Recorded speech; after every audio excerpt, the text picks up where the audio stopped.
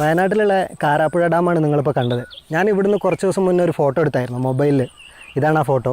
ഞാൻ എപ്പോഴും ചെയ്യാറുള്ള പോലെ ആ ഫോട്ടോ എടുക്കുമ്പോൾ ഞാനൊരു വീഡിയോ എടുത്തിരുന്നില്ല. ആ ഫോട്ടോ എങ്ങനെയാണ് എടുക്കുന്നതെന്നുള്ള ഒരു വീഡിയോ എടുത്തിരുന്നില്ല. അപ്പോൾ ഇപ്രാവശ്യം ആ ഫോട്ടോ ഒന്ന് റീക്രിയേറ്റ് ചെയ്യാൻ വേണം. അതേപോലെയല്ല, കാരണം ഞാൻ ആ ഫോട്ടോ എടുത്തിരുന്നത് കുറച്ച് ബാക്കിൽ നിന്നായിരുന്നു. അന്ന് ഇവിടെ മുന്നിലുള്ള ഇവിടെ ഒരു മരമുണ്ട്.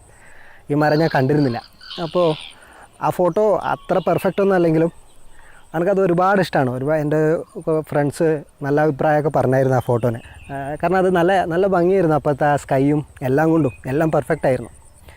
ആ ഫോട്ടോ ഒന്നുകൂടി റീക്രിയേറ്റ് ചെയ്യാൻ വേണ്ടിയിട്ടാണ് വന്നിട്ടുള്ളത്.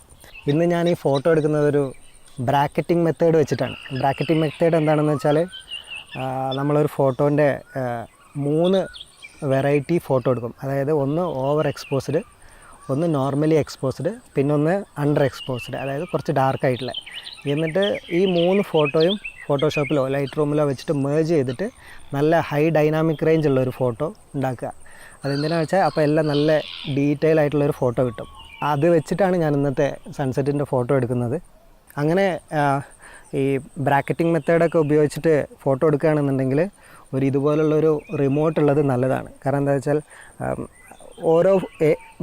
എടുക്കുന്ന 3 ഫോട്ടോയും ഒരേ പൊസിഷനിലായിരിക്കണം. അതിൻ്റെ പൊസിഷൻ ഓരോരോ ഫോട്ടോയ്ക്കും വ്യത്യാസമാണെന്നുണ്ടെങ്കിൽ അത് ചെയ്യാൻ പറ്റില്ല. മേജ് ചെയ്യുമ്പോൾ പ്രോബ്ലം വരും. അപ്പോൾ ഫോട്ടോ എടുക്കുമ്പോൾ ക്യാമറയും ട്രൈപ്പോഡൊന്നും ഷെയ്ക്ക് ആവാതിരിക്കാൻ ഇതുപോലൊരു റിമോട്ട് ഉള്ളത് നല്ലതാണ്.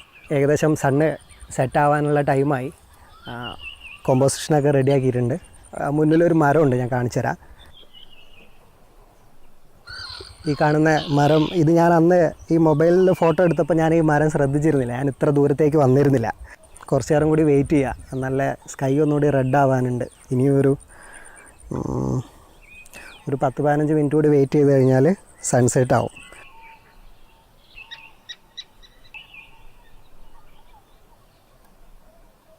അപ്പോൾ നമ്മൾ വെയിറ്റ് ചെയ്ത ടൈം വന്നിരിക്കുകയാണ്. ഫോട്ടോ എടുത്ത് നോക്കാം. റെഡി, 1 2 3.